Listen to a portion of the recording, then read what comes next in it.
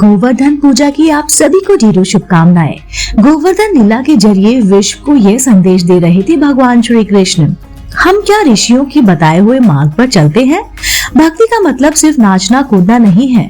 मंदिरों में भगवान से कुछ न कुछ मांगने वालों की ज्यादा भीड़ है, भगवान को चाहने वाले की यानी भक्तों की कम है।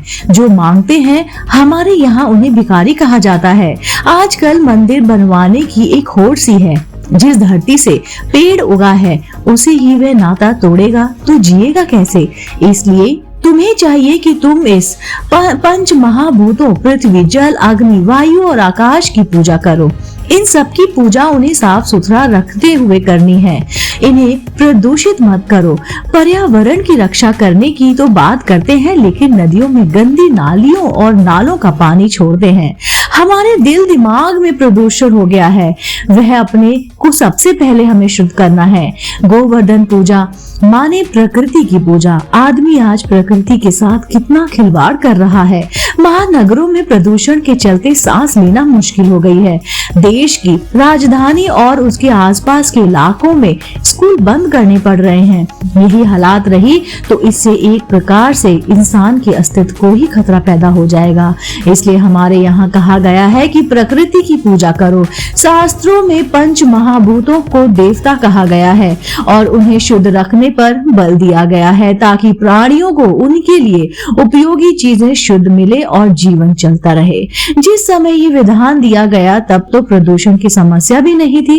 इसलिए प्रकृति का शोषण मत करो। हम भूल रहे हैं कि महापंचभूतों से हमारा जीवन चल रहा है। यह प्रकृति माता हमारा पोषण करती है।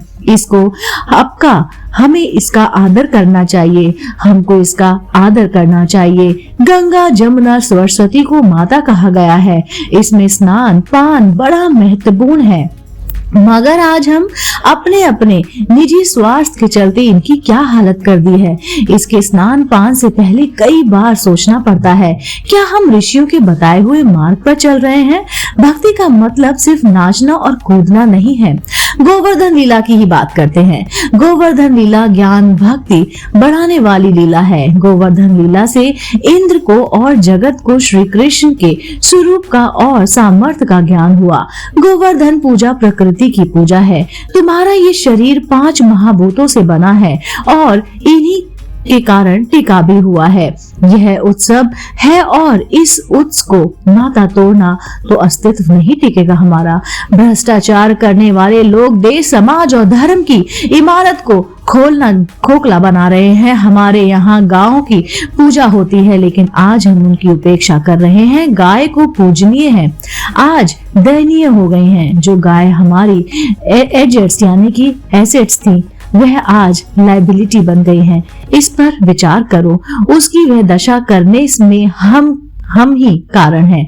गाय आज भी हमारी एसेट्स बन सकती हैं। वह अपना भी शोषण करेंगी और हमारा भी, वो अपना भी पोषण करेंगी और हमारा भी। लेकिन अपना पोषण तभी होगा जब हम उनका शोषण रोक देंगे।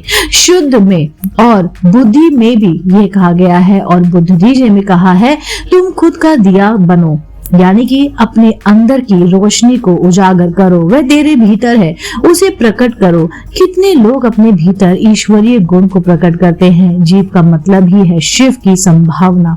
भगवान तो तुम में ही है, उसको प्रकट करने का अवसर तुम गवा रहे हो। दोस्तों, यह थी गोवर्धन लीला, जिसके जरिए भगवान हमें कुछ संदेश दे रहे थे कि हमें दुनिया रोशन करने से पहले अपनी जिंदगी रोशन करनी है।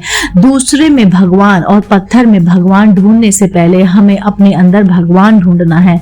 हमें मंदिर जाने से पहले हमें अपने जो पंचभूत है यानी कि पृथ्वी, जल, आकाश, इन सब की पूजा करनी है, इन सब को बचाना है। दोस्तों, उम्मीद करती हूँ ये वीडियो आपको काफी ज्ञानवर्धक लगा होगा। अगर आप ऐसे ही धार्मिक, पौराणिक, ज्ञानवर्धक कहानी सुनना पसंद करते हैं तो आप मेरे चैनल आध्यात्मिक कहानियों को तुरंत से लाइक कीजिए, शेयर कीजिए और सब्सक्राइब कीजिए। मैं आपको मिलती हूँ जल्दी इसी चैनल पर नई रोचक जानकारी और कहानी के साथ। आप देख रहे थे आपका अपना पसंदीदा यूट्यूब चैनल आध्यात्मिक कहानियाँ।